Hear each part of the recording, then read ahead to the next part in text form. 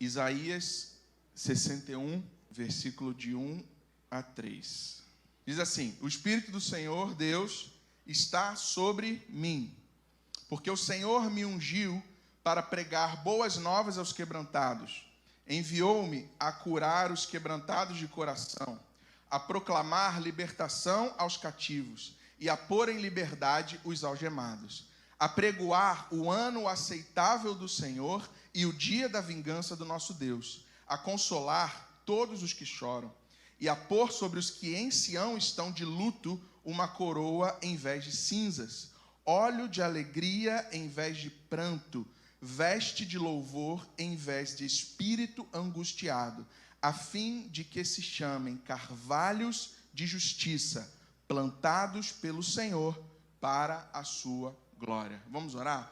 Senhor, nós mais uma vez oramos e pedimos que o Teu Espírito Santo possa tomar a minha vida, tudo aquilo, Senhor, que eu orei, eu preparei, eu busquei com o Senhor. Deus, que isso possa ser filtrado, temperado pela presença do Teu Espírito, e que mais do que as minhas palavras, seja o Teu Espírito a tocar em cada coração aqui. Essa palavra, Senhor, ela pode, Senhor, e eu oro para que ela encontre em cada coração de uma maneira particular, que o Senhor fale com cada um de nós, que o nosso coração seja uma terra fértil para receber a semente da Tua palavra. Senhor, me usa com graça, com autoridade, em nome do Senhor Jesus. Amém e amém. Amém. Deus te abençoe, que você abra o teu coração para, como eu orei, mais do que aquilo que eu falar, algum momento, alguma parte dessa mensagem, ela pode ser específica para você nessa manhã, que você abra o teu coração para receber isso. A gente estudou algumas semanas atrás, se o pessoal puder trocar a bateria desse microfone aqui, a gente estudou algumas semanas atrás com o nosso pastor o tema Espírito Santo, né? O pastor Sandro fez uma série sobre o Espírito Santo, e ele falou sobre o papel do Espírito Santo, ele falou sobre sermos guiados pelo Espírito Santo, sobre sermos cheios do Espírito Santo, uma igreja que precisa ser cheia do Espírito Santo, homens e mulheres cristãos que precisam ser cheios do Espírito Santo. E esse texto fala que o Espírito do Senhor me ungiu para um propósito. Ele me ungiu para um propósito. E ungiu a quem? A quem o Espírito do Senhor ungiu? O profeta Isaías, nesse texto a gente leu, ele está falando para um tempo presente para ele, para um povo presente, mas ele também está profeticamente, como ele era um profeta, apontando para o futuro, para Jesus. E aí é onde é que a gente vê que o profeta está falando não só do tempo presente, mas de um tempo futuro. E aí o outro texto que a gente vai ler é Lucas, capítulo 4, versículo 16. E aí você vai perceber que a gente vai ler a mesma coisa. Lucas 4, 16, diz assim: indo para Nazaré, onde fora criado, entrou num sábado na sinagoga, segundo o seu costume, e levantou-se para ler. Então lhe deram o livro do profeta Isaías. E abrindo o livro, achou o lugar onde estava escrito. E o que estava escrito lá no profeta Isaías? O Espírito do Senhor está sobre mim, pelo que me ungiu para evangelizar os pobres, enviou-me para proclamar libertação aos cativos e restauração da vista aos cegos, para pôr em liberdade os oprimidos e apregoar o ano aceitável do Senhor. Tendo fechado o livro, devolveu ao assistente e sentou-se. E todos na sinagoga tinham os olhos fitos nele. Então passou Jesus a dizer-lhes: hoje se cumpriu a escritura que acabais de ouvir. Então Jesus está dizendo: olha, aquilo que foi profetizado há anos atrás, lá pelo profeta Isaías, hoje se cumpre. O Espírito do Senhor está sobre mim, sobre Jesus, com um propósito. Quando Jesus está dizendo que aquela profecia se cumpre nele. E Jesus, no final, antes de não terminar o ministério, mas sua caminhada, ele diz que nós faríamos as obras que ele fez e outras maiores ainda nós faríamos. Então Jesus está dizendo, olha, o meu ministério, ele não termina aqui. A boa nova de salvação, ela não termina aqui. Eu quero contar com você para que você continue fazendo aquilo que eu comecei a fazer. Então, quando alguém é ungido, ele é ungido para um propósito. E na Bíblia a gente vê que reis foram ungidos, sacerdotes foram ungidos, e eles foram ungidos com um propósito. O rei para governar, o sacerdote para liderar um povo na sua espiritualidade. Então, o Senhor, quando Ele nos toca, quando Ele nos unge para um propósito. Então, se eu e você um dia aceitamos ao Senhor Jesus, nós recebemos a palavra do Senhor Jesus, recebemos o Espírito Santo dentro de nós, nós fomos ungidos, capacitados para um propósito. E que propósito é esse? Nós vamos falar um pouco sobre aquilo que a gente viu nesse texto. Para que Jesus foi ungido? Porque nós somos ungidos hoje. E aí o versículo 1, lá de Isaías, ele diz que Ele está sobre mim, porque me ungiu para pregar as boas novas aos quebrantados. Em algumas versões, e aí lá no texto que a gente leu em Lucas, ele fala não aos quebrantados, mas aos pobres. E o pobre aqui ele não está falando pobre de situação financeira, é o humilde, o aflito, o necessitado, enfim. Então, ele veio para pregar as boas novas aos quebrantados. Ele continua. Ele veio curar os quebrantados de coração. Aqueles que estão com as suas emoções despedaçadas, com o seu coração, às vezes quebrado, machucado, pela dura vida que a gente vive. E ele continua dizendo para proclamar aos cativos e pôr em liberdade os algemados, os presos, os encarcerados. E aqui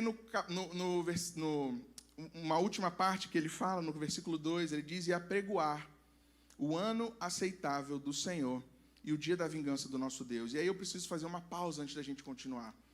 Sobre o que a gente pode entender sobre o que é o ano aceitável do Senhor. O ano aceitável do Senhor é o jubileu.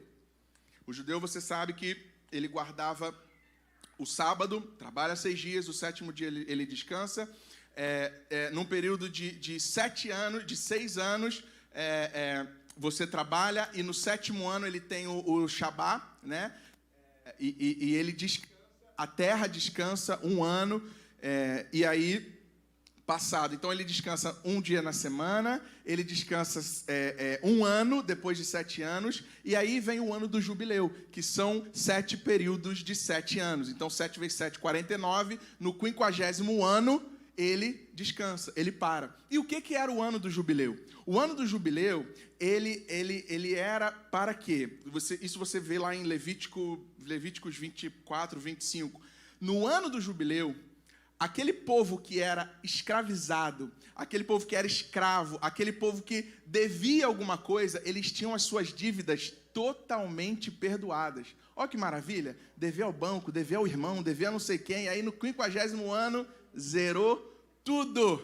Não deve nada. Maravilha, né? Oh, glória a Jesus!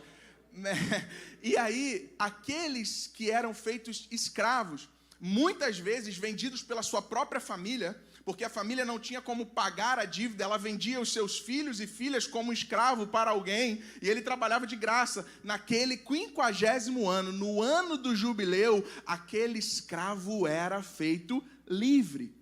Então, quando ele fala sobre pregar as boas novas aos quebrantados, ele está dizendo, olha, no ano do jubileu, você vai receber uma boa notícia, a tua dívida, ela vai ser quitada. Quando ele fala sobre curar os quebrantados de coração, ele está dizendo, olha, no ano do jubileu, toda essa dor que você sentia, toda essa amargura que você sentia por ser escravo, por ser empregado de alguém, por você não ter vontade própria, mas ter que fazer a vontade daquele que te comprou, tudo isso vai ser aniquilado, tudo isso vai ser pago.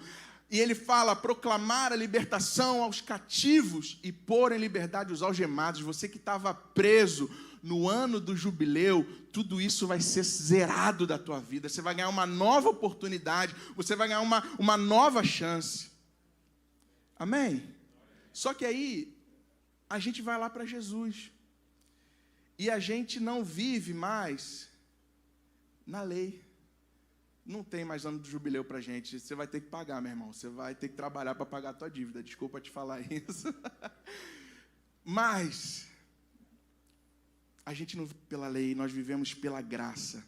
Mas quando Jesus, lá no capítulo 4, que a gente leu, ele fala essas palavras, o que ele está dizendo para mim e para você é assim, ó, Ei, presta atenção, você não precisa mais esperar o ano do jubileu para ter as tuas dívidas pagas, para ter o teu coração restaurado, para ter as cadeias do teu coração quebradas, para você ser liberto. Eu sou o teu jubileu, sou eu que quebro as cadeias da tua vida. Você não precisa esperar mais 50 anos. Em mim, todas as coisas se fazem novas.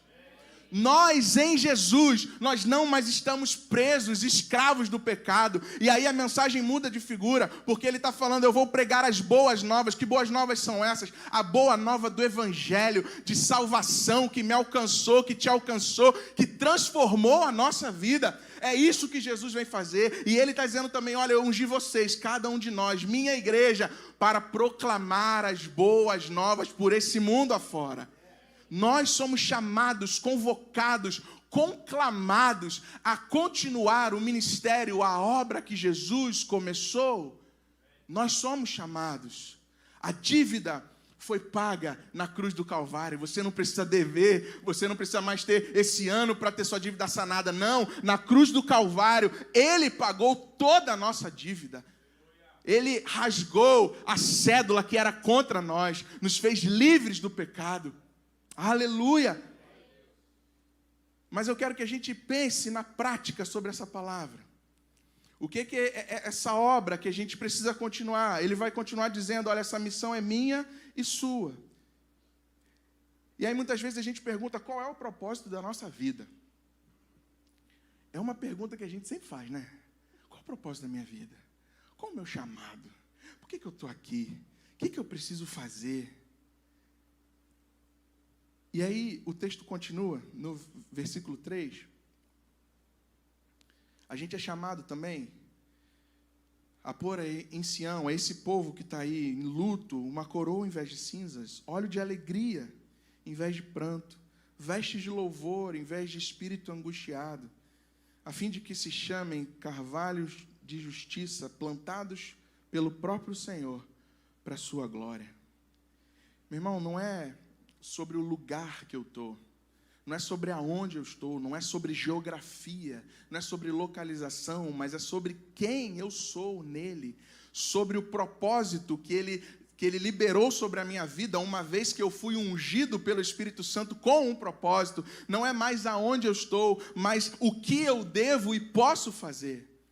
Nós aqui, a gente pode falar como 100%, tirando aqueles que nasceram aqui, os nossos americanos, a nossa segunda geração. Nós viemos de um lugar, nós viemos do Brasil, nós viemos de um país, e a gente vem com sonhos, com expectativas, e muitos vêm fugidos de situações, de medos, de problemas, e acha que, não, eu vou pisar num novo lugar, eu vou pisar numa terra nova, a terra da oportunidade, tudo vai mudar, minha vida vai ser diferente. Meu irmão, não é sobre lugar, não é sobre geografia. Se o teu coração, se o meu coração não mudar, se a gente não viver e entender o propósito para que o Espírito Santo nos ungiu, você pode vir para os Estados Unidos, você pode ir para Portugal, você pode ir para a Austrália, você pode ir para o Japão, você pode ir para a África, você pode ir para onde você quiser. Você vai continuar sendo infeliz, correndo atrás do vento, se perguntando qual é o meu chamado, qual é o meu propósito, enquanto nós não entendermos que fomos chamados para um propósito específico, nós vamos continuar batendo cabeça por aí. E a gente não quer continuar batendo cabeça. A gente quer entender, não só entender, mas agir, pôr em prática aquilo que o Senhor nos chamou para fazer como propósito de vida. E aí, quando a gente fala de chamado, propósito, a gente acha sempre que não tenho dom de cantar, de tocar, de pregar, de ser missionário, de não sei o quê. Meu irmão, o teu propósito, ele é estabelecido, e baseado nesse texto, ele é estabelecido aonde você está. O Espírito Santo nos ungiu para anunciar as boas novas aos pobres, aos necessitados, aos aflitos, a pôr em liberdade os que estavam presos, algemados, a levar uma palavra de alegria para aqueles que estão tristes. Então, meu irmão, isso aqui não é nos Estados Unidos, não é na África, é aonde você está. O Espírito Santo te ungiu para pregar as boas novas lá no Tile. O Espírito Santo te ungiu para pregar as boas novas no Brick. O Espírito Santo te ungiu para pregar as boas novas na piscina. O Espírito Santo te ungiu para pregar as boas novas no investimento. O Espírito Santo nos ungiu para nós não só fazermos, mas nós sermos quem Ele nos chamou para ser. Quando nós entendemos quem nós somos nele, a gente não fica mais perdido, pensando, qual o propósito da minha vida, qual o chamado da minha vida. Meu irmão, a resposta está aqui. Você pode e deve ser uma boa nova, uma boa notícia para aquela pessoa que está do seu lado. Uma palavra de esperança, a forma, a conduta como você se porta no seu trabalho, essa é a boa notícia que nós devemos transmitir. Mais do que o que as nossas palavras, o nosso discurso pode fazer. O meu discurso aqui pode ser muito bonito, mas ninguém me conhece melhor do que a minha esposa dentro da minha casa. É ela que vai dizer se isso aqui está valendo. É ela que vai dizer que isso aqui que eu estou falando é verdade ou não. É o meu filho, quando ele for um pouco mais velho e entender algumas coisas, que vai validar se eu estou cumprindo o propósito da minha vida, da minha casa, na minha família. São as pessoas no meu trabalho, são as pessoas aqui na igreja que vão dizer, vão validar, não, olha, ele fala, ele faz o que ele fala, ele condiz com aquilo que ele prega. São as pessoas quando eu vou em um cliente que vai dizer, não, a forma como ele trata é diferente. Meu irmão, é você na tua vida, dia após dia, depois do domingo. Quando essas portas se fecham aqui, quando dá meio-dia e meia, meio-dia, enfim, quando acaba o culto, é aqui, é nessa hora, lá fora, que a gente precisa pôr em prática, que o Espírito Santo nos ungiu para a gente pregar as boas novas e fazer diferença lá fora. É para isso que Ele nos chamou. É uma bênção estar aqui dentro, é uma bênção. Eu amo estar na casa de Deus, eu sou um igrejeiro desde criança, gente. Eu amo a casa de Deus. Mas o Senhor não me ungiu para ficar dentro da igreja. Não é isso que a palavra de Deus está dizendo. O Senhor não ungiu você para ficar dentro de quatro paredes. O Senhor ungiu a mim e a você para sair para fora e libertar, e curar, e levar boas novas, e trazer alegria para o que está triste. É para isso que nós fomos chamados. Uma vez eu estava fazendo Uber, fazia Uber nessa época, e dificilmente, eu acho que era impossível, eu quase não trabalhava domingo. Domingo eu não saía para trabalhar de Uber. Mas teve um domingo, que eu estava extremamente incomodado em casa. Falei, nossa, mas tudo bem, né? Se eu falar, minha cabeça, estou precisando de um dinheirinho a mais, tal, vou sair, não vou, aquela preguiça de domingo, você sabe bem como é que é. Mas eu falei, não, vou sair, vou sair. Mas aquilo me incomodando, eu estava com um incômodo muito grande. Eu liguei o aplicativo, tocou, chamou um cliente. Do lado de casa, 5 minutinhos ali no restaurante, você que mora ali no Metroeste, ali nos Cavalinhos, um restaurante, um senhor americano indo para super perto. Era uma corrida também de 5, 6 minutos. O cara entra no meu carro, meio chorando, eu acho, e com semblante caído e tal. E na hora, sem esperar, e a gente fica super envergonhado, né? Porque o inglês não é aquela coisa fluente, e a gente fica, vou puxar, geralmente é o cliente que puxa a conversa, né? Nesse caso foi eu que puxei a conversa. Perguntei, está tudo bem? E o cara começou a desabafar, não, eu sou sócio, eu sou dono desse restaurante, meu sócio acabou de me trair, de fazer não sei o quê, e pai começou a contar uma história do sócio dele, o cara chorando no meu carro. Deu nem tempo dele terminar a história, a gente já tinha chegado no destino, porque era tão perto. E aí eu perguntei para ele, eu posso orar por você? Ele pode. Aí eu falei para ele, eu vou orar em inglês e depois eu vou orar em português, né? Eu pensei, né? Vai que Deus não entende a minha oração em inglês. Eu vou orar nas duas. Vou orar nas duas para garantir o negócio. Aí eu orei em inglês para ele, aquela coisa ali, God bless, papapá, aquela coisa, né? O Espírito Santo me usou ali para orar em inglês. E depois eu confirmei a oração em português para fechar o negócio ali. E ele foi embora. E aí, aquela corrida, gente, foi uma corrida de $3. Eu ganhei $3. Aí, quando ele desceu do carro, eu fiquei assim, tipo, meio ainda atordoado. Eu não tinha entendido mais ou menos o que tinha acontecido. Eu falei, caramba. Eu peguei, desliguei o aplicativo e fui para casa. Fui para casa. Porque eu entendi que eu não saí naquele momento ali, para trabalhar ou para ganhar um dinheiro. Não foram os $3, mas eu saí dali para cumprir um propósito, naquela hora, naquele momento, com aquela pessoa. Fui para casa, em paz. Aquela angústia que eu estava, ela já não existia mais. Eu estava em paz, porque eu entendi, eu cumpri o propósito de Deus naquele momento. É sempre assim, gente? Claro que não. Muitas outras vezes. Deus já me incomodou de situações, fala com essa pessoa, ou faz isso. E eu simplesmente calei, não fiz, não falei. Mas não é para ser assim. Deus nos chama para que a gente seja ousado nesse sentido, para que a gente pregue a boa nova do Evangelho. O problema é que a gente vive a vida como se a gente não tivesse um Senhor dela, como se a gente vive de qualquer maneira, vamos deixar a vida nos levar e vamos no val da valsa, deixa rolar, deixa acontecer. Se você aceitou Jesus, como eu falei, recebeu o Espírito Santo, ele nos unge com um propósito. Mas o problema é que a gente se acostuma. A gente se acostuma a não ouvir Deus, a gente se acostuma a não obedecer Deus, a gente se acostuma a estar aqui todo domingo. E aí vira só mais um ritual, vira só mais um compromisso na minha agenda, onde eu dou um check. Domingo de manhã, 10h30, check. Fechou? Vou para a minha semana, vivo do jeito que eu quero, da forma que eu quero, mas domingo que vem, 10h30, bato o ponto de novo, está tudo certo, peço perdão. Meu irmão, não, o ano do jubileu, o jubileu é todo dia para mim e para você, porque a boa notícia de salvação é para mim e para você todos os dias da nossa vida. Não se acostume com a vida que muitas vezes você e eu levamos, principalmente aqui nessa terra. Há um texto que fala um pouco sobre isso, sobre se acostumar.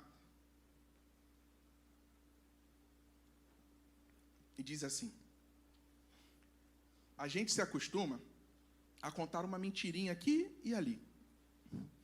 A gente se acostuma a se irar e dormir desta forma. E porque acordamos no outro dia aparentemente bem, a gente se acostuma a deixar pequenas brechas em nossa vida. A gente se acostuma a falar mal do outro. E porque nos acostumamos a falar mal do outro, esquecemos que nós somos membros uns dos outros. A gente se acostuma a murmurar, gritar para ser ouvido. E porque a gente só quer ser ouvido, a gente se acostuma a não escutar o outro. A gente acaba se acostumando a falar sem pensar que o outro pode se entristecer. A gente acaba se acostumando a não perdoar e viver cheios de mágoas e ressentimentos. A gente se acostuma com a vida corrida, que não dá tempo de dedicar uns minutinhos para ler a Bíblia ou para dedicar à minha família. A gente se acostuma a não agradecer pelo alimento. Enfim, a gente se acostuma a viver uma vida longe de Deus ou uma vida de domingo a domingo. A gente se acostuma, mas não devia. Não se acostume com uma vida que não toque o outro, que não faça diferença no outro. Você já ouviu desse púlpito diversas vezes, por diversos pastores, pessoas, falando que a vida cristã ela é impossível de ser vivida sozinha, isoladamente. essa reunião, essa comunhão dos santos, não santos que não pecam, mas pecadores que reconhecem que carecem da graça do Senhor. Essa reunião aqui, ela é saudável para mim e para você. Nós não conseguimos viver sozinhos, e a vida cristã não pode ser vivida sozinha. E às vezes a gente se acostuma a viver a vida de qualquer maneira. Não se acostume. Não se acostume a não fazer diferença na vida de alguém. Não, meu irmão. O Espírito do Senhor nos ungiu.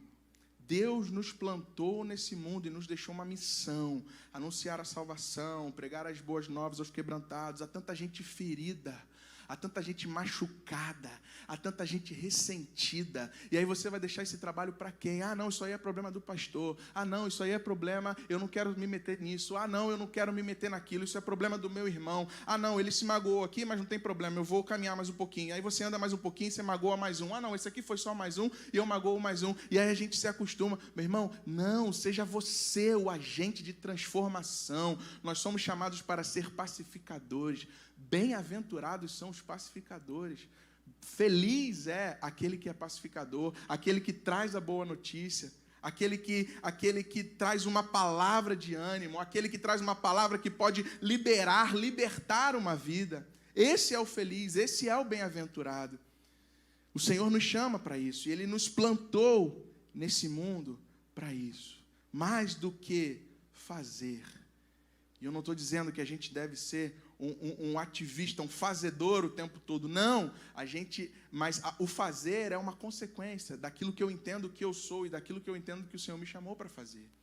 Depois que eu entendo quem eu sou, a responsabilidade que eu tenho, que eu entendo que o Espírito Santo me ungiu, te ungiu a igreja, eu sou impelido por esse mesmo Espírito a fazer algo, a não ficar parado. Não dá para ficar parado, meu irmão, depois que a gente entende que o Espírito Santo de Deus habita em nós e Ele nos ungiu, e essa unção não é só para derramar um óleo, não é só para dizer que eu tenho o Espírito Santo, não, essa unção, ela precisa ser de envio, de fazer algo, de cumprir um propósito de Deus na nossa vida.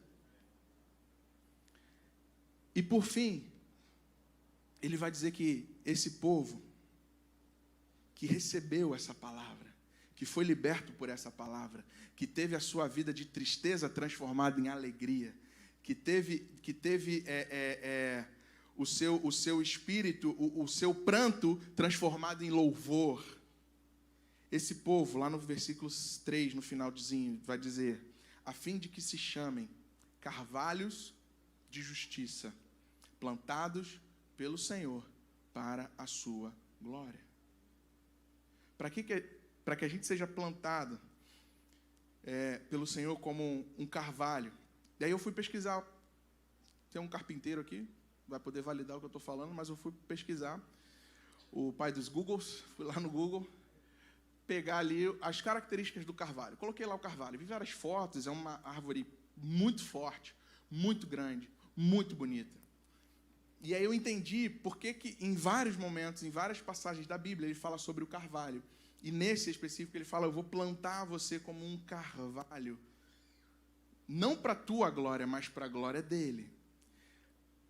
Aí o Google me disse o seguinte: a madeira do carvalho, ela é pesada e dura, muito e muito pesada. Mas ao mesmo tempo, ela é fácil de ser trabalhada. Ela apesar de dura, ela consegue ser maleável a ponto de ser fácil de ser trabalhada. Possui uma longa durabilidade. Dura muito tempo. As árvores de carvalho, ela duram centenas e centenas de anos. Alta resistência a fungos e mofo. E singular beleza. Todas essas características fazem do carvalho uma madeira apreciada na carpintaria. Além disso, a casca do tronco do carvalho, ela é utilizada para finalidades medicinais. Então, ela serve faz bem para a saúde também. Geralmente, o carvalho se transforma em ferramenta para botânicos e geólogos em suas medidas dos desastres, em suas medições dos desastres provocados pela natureza no meio ambiente. Por incrível que pareça, preste atenção nisso. Quanto mais ele se sujeita às tempestades, mais fortalecido ele sai delas. pois as suas raízes se arraigam ao solo a cada tempestade, o seu tronco se revigora e a possibilidade dele ser extraído do solo pelos temporais diminui drasticamente, que é quase impossível um carvalho, por causa de uma tempestade, por causa de um temporal, ele ser tirado do solo.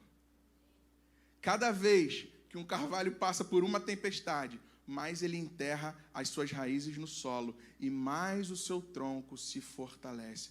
Meu irmão e minha irmã, Deus quer nos plantar como carvalhos, para que a cada tempestade da nossa vida, a cada desafio da nossa vida, a cada problema da nossa vida, a gente seja enraizado nele, que a gente use, como foi falado semana passada, os nossos problemas para a glória, para a manifestação da glória de Deus, para que a gente entenda que quando vier uma tempestade, como um carvalho, eu quero me firmar, eu quero me aprofundar, criar raízes em Deus, para que eu me torne, depois dessa tempestade, quando a tempestade passar, eu me torne mais forte, eu me torne mais robusto, e eu possa ser cura para outras pessoas.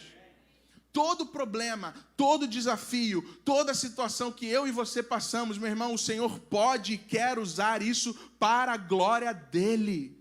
Se você passou por uma situação de abandono, Deus pode e quer usar isso a favor dEle, para a glória dEle, mas através de você. Se você passou por uma separação, Deus pode usar você para consolar outros que se separaram também. Se você perdeu um filho, Deus pode usar você, e Ele quer usar você para trazer cura, alívio, presença, abraço para outras pessoas que também possam ter perdido um filho. Só quem passou por essa dor sabe o que é passar por essa dor. Só quem passou por essa dor pode consolar alguém que passou por essa dor. Eu não posso fazer isso. O que eu posso fazer é dar um abraço. Mas eu nunca vivi a dor de perder um filho, porque eu nunca perdi um filho. Então há dores, há tempestades que eu e você passamos, e que eu e você possamos aproveitar dessas oportunidades, dessas dores, dessas tempestades, para nos fortalecer no Senhor. É Ele quem nos planta. E aí eu vou ser bênção na vida do outro para a glória minha? Não, Ele diz no texto, eu vou plantar você como um carvalho plantado pelo Senhor para a sua glória. É sempre por causa dEle, é por Ele, é para Ele, são todas as coisas, é por meio dEle.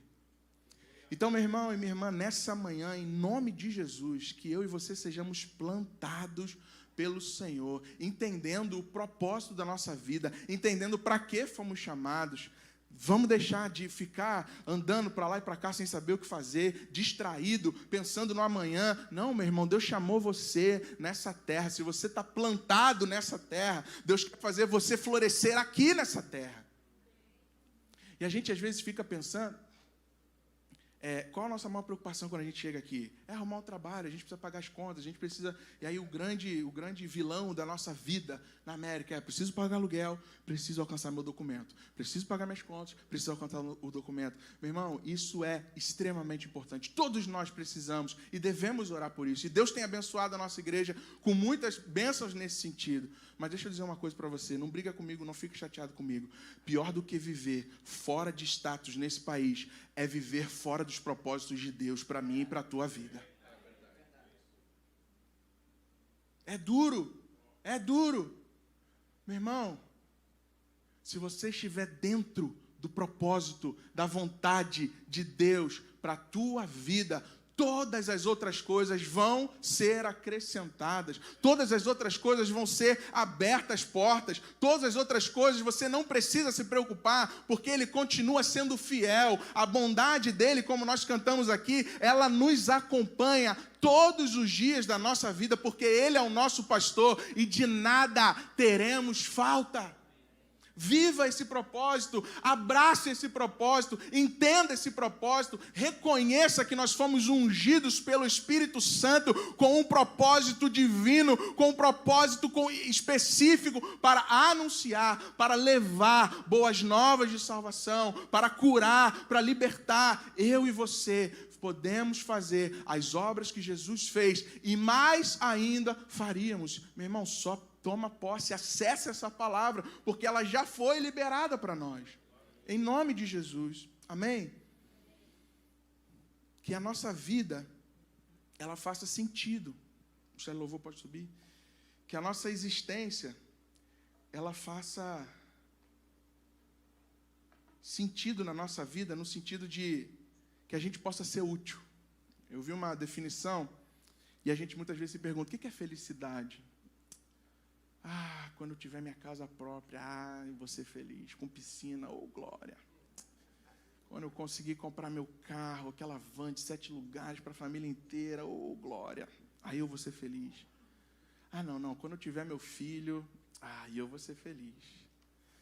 Não, quando eu tiver o segundo filho, aí a alegria vai ser completa na casa. Meu irmão, a gente vai continuar tendo o segundo, o terceiro, ganhando mais, comprando casa, helicóptero, avião, o que for que seja, mas a gente vai ser sempre um insatisfeito se a gente não viver dentro dos propósitos de Deus, porque a felicidade, ela se encontra quando a gente se torna útil na vida de alguém. Enquanto a gente é inútil, enquanto a gente não faz nada para o reino, enquanto a gente não faz nada para tocar a vida de alguém, a gente não encontra felicidade. Estou mentindo, gente? Quando você faz o bem para alguém, você dá você dá uma oferta, você leva agasalho. O povo ano passado no frio levou agasalho para os moradores de rua lá em downtown.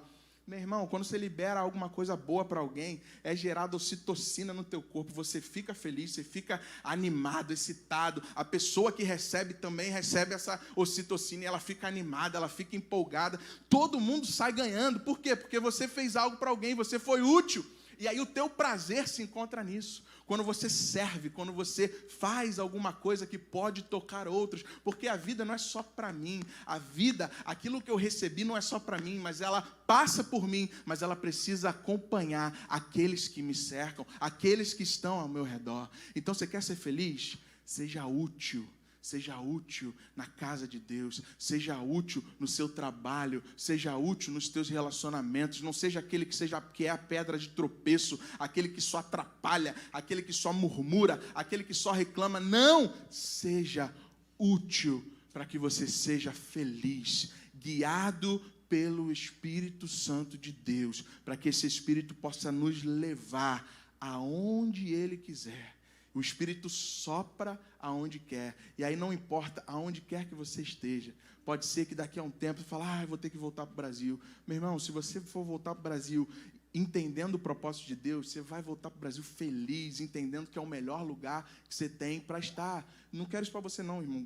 Vamos ficar aqui, vamos mudar o exemplo. Deus vai falar para você ficar aqui para sempre. Amém? E vai dar documento para você em nome de Jesus. Mas se você estiver dentro do propósito de Deus, aí sim vai valer a pena. Aí sim você vai ficar aqui sendo pleno, preenchido de tudo aquilo que o Senhor tem para mim e para você. Amém? Vamos orar? Queria convidar você a ficar de pé.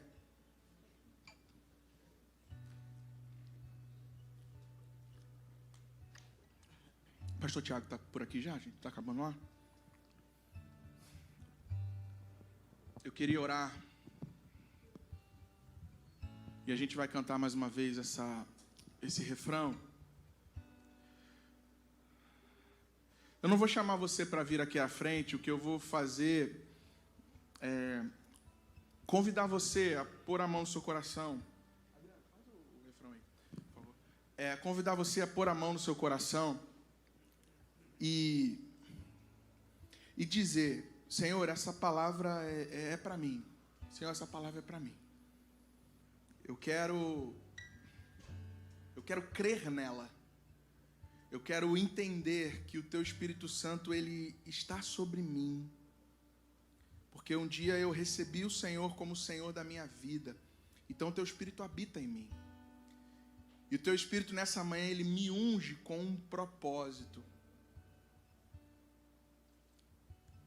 Que o Teu Espírito Santo, Ele me chama e me leva para tocar lugares onde outros não podem tocar. Eu quero realmente, Senhor, me abrir para Ti, me abrir para o Teu propósito. Me abrir para o Teu chamado, me abrir, Senhor, para tudo aquilo que o Senhor tem me chamado para fazer, e mais do que fazer, aquilo que o Senhor tem me chamado para ser. Que o Senhor nos plante como carvalho, Senhor, de justiça, em nome de Jesus.